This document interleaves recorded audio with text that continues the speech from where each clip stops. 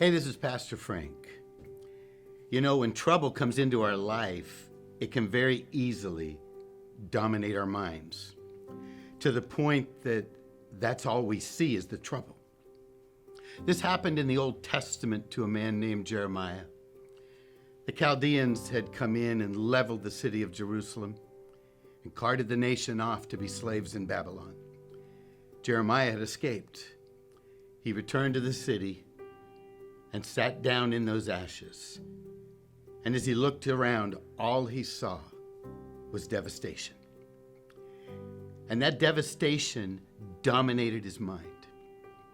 He said, "I'm the man that's seen affliction."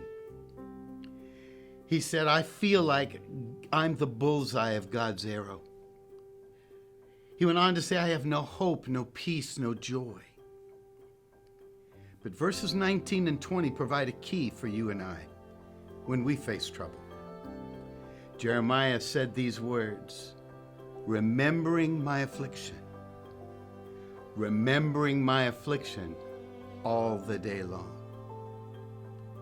The issue was that Jeremiah was allowing his mind to be fixed on the devastation that had come into his life. Now, it's very easy for you and I to do that. But then something happened, and in the very next verse, Jeremiah said these words, "But this I recall to my mind." And he brought to his mind the faithfulness of God, the mercy of God, the proven track record of God of being good to the nation of Israel. And Jeremiah said at that point, "I now have hope." That's a fascinating insight for you and I. Nothing changed in terms of circumstances. He was still sitting in the rubble, smelling the ashes, and looking at the devastation. Jeremiah is the one that changed. And he changed by fixing his mind.